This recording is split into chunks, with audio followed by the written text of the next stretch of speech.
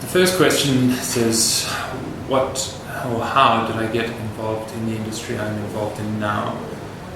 I'm not sure I've ever been involved in one particular industry, but at the moment I'm running a startup that is developing a publishing tool as well as a mobile app for GPS triggered audio so that people can tell stories about places, and people with smartphones can listen to those stories while they're in those places.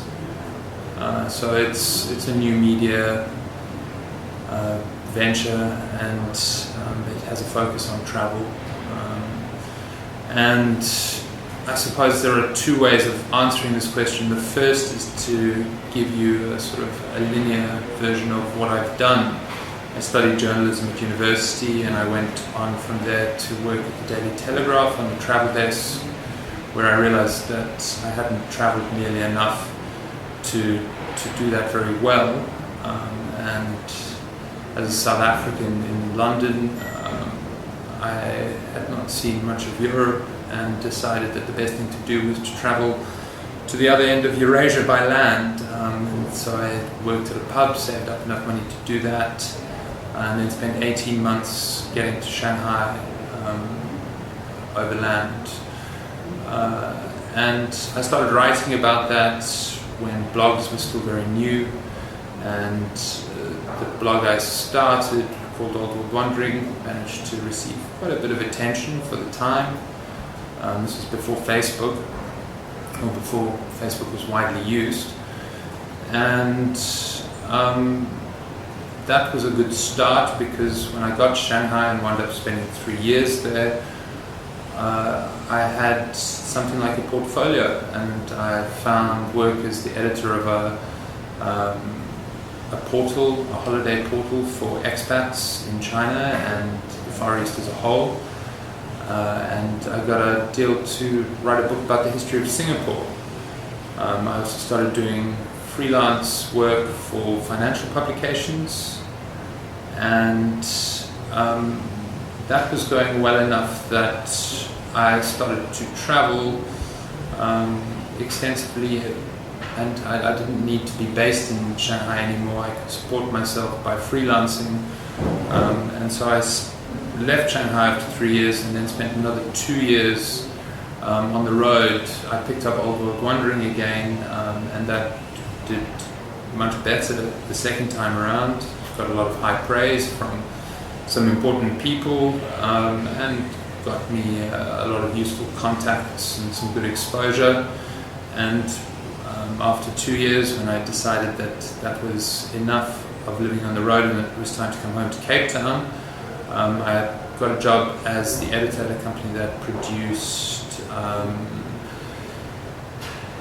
GPS commentary, GPS triggered commentary for tour companies and cruise ships. So basically a business-to-business model, producing travel commentary, trying to replace tour guides to some extent, because commentary is reliable and tour guides are often very variable, and obviously cheaper than having a live human being talking to guests all the time. And that led into where I am now. I said that was a two-part answer, and I forgot the second part. Part two is that I suppose I did a lot of stuff for free. Old World Wandering was something I never charged for.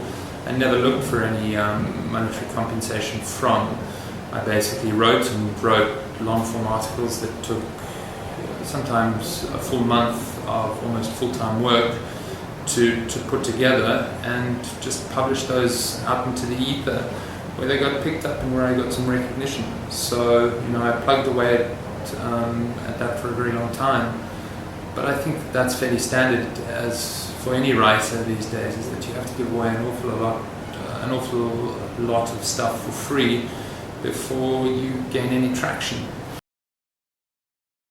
So I've mentioned my last job, which was as the editor at a company that produced GPS commentary, GPS triggered commentary for large tour companies.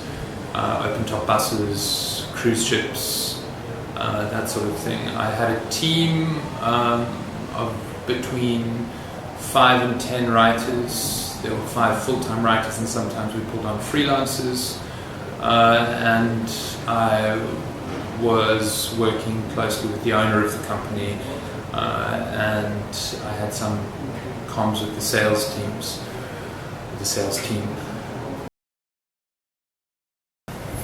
The next question asks how I was fired and whether I expected it. I suppose I should say that in the end I wasn't fired, although it did look like it was going to happen for some time. But I challenged it. I brought in a labour lawyer and eventually decided to part ways with the company with a fairly substantial settlement. I think it was expected that I would walk away, but it proved worthwhile to challenge what I thought was a totally unfair attempt to push me out. The job that I took as the company's editor was a poison chalice.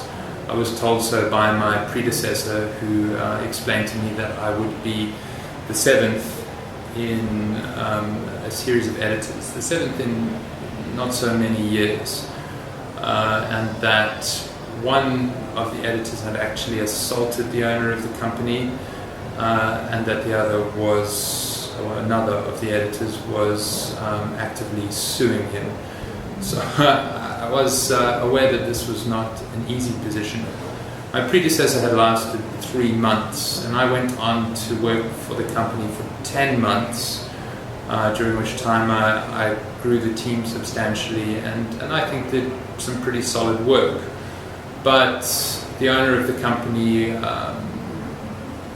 was not a person who had ever worked with words before.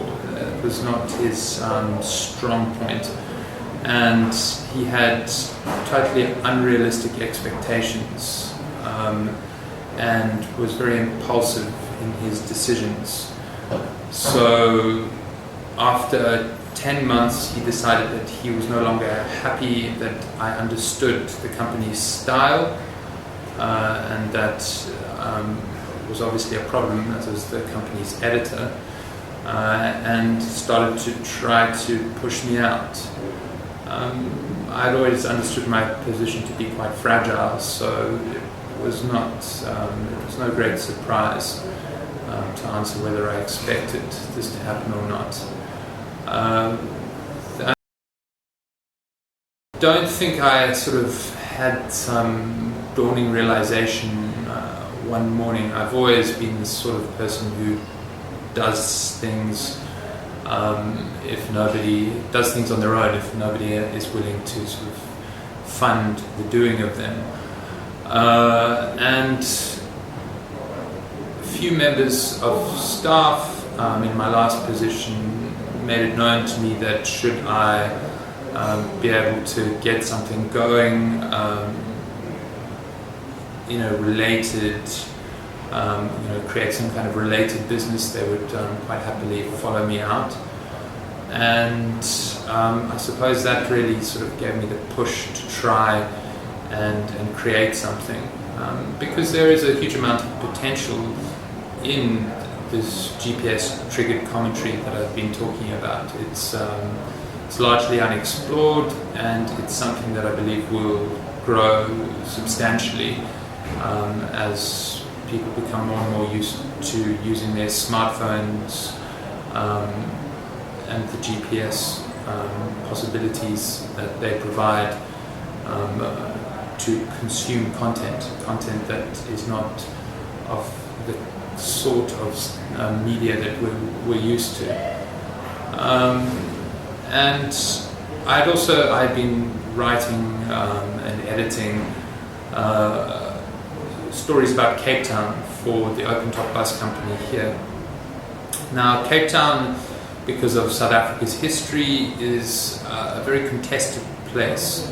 You have a large number of different communities. Those communities are divided by history, and that means that they're divided by narrative. So You can take a single location in Cape Town and you can ask people from different communities what that place means to them, and they will probably have very different stories to tell.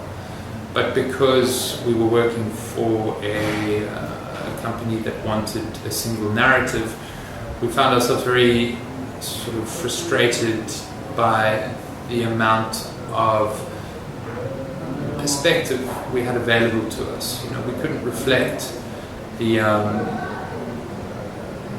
ambiguity of space in South Africa, how space is contested. And it seemed like the best way to try and tell these stories was to have different voices, to have people giving these different perspectives based on their own circumstances.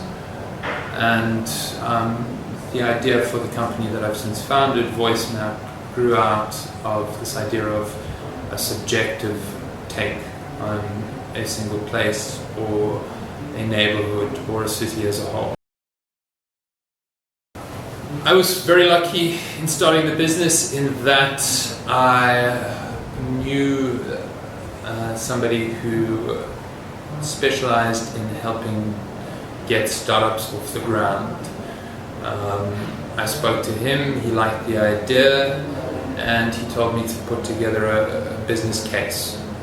I wrote that up and did some dummy content, a few examples of what the kind of content we were looking to create might look like, presented that to him, and he liked it, and he basically went from there to investors and started to sell the idea of our business to people who would put money into it. So that has been quite a hands-off process for me. But I think that these sorts of operations are quite common, especially if you have a business in mind that involves tech. I'm sitting right now in what's called the Playroom at a startup accelerator in Cape Town, and there must be sort of 7 startups within spitting distance of me, and all of them have basically got their start by putting together a business case and finding people who were willing to listen to their idea. In the case of this accelerator, there was a pitch process, and the companies that pitch the best ideas to the accelerator were inducted into a 3-month program during which they had to develop a minimum viable product with funds from the accelerator, and they are just at the end of that process now. And now that they have that minimum viable product, they're looking at sort of bringing in a larger chunk of investment, and most of them look like they're going to be quite successful at that. The next question is quite funny. It's did you ever think success was guaranteed? I mean, no, I'm still a long way from any sort of success. The company that I've started, VoiceMap, is just in its infancy. We're a very early stage startup. We have writers busy producing content for us, but we don't have our first real user. So failure is a very big possibility, and that is quite scary. But it's exciting too,